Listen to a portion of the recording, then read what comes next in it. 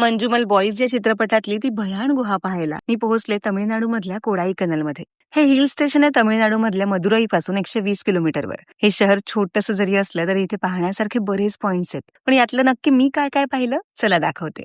सर्वात पहिलं म्हणजे ग्रीन व्हॅली व्ह्यू, ज्याला सुसाईड पॉइंट सुद्धा म्हटलं जातं. इथे बराच कचरा होता पण व्ह्यू मात्र फार सुंदर होता.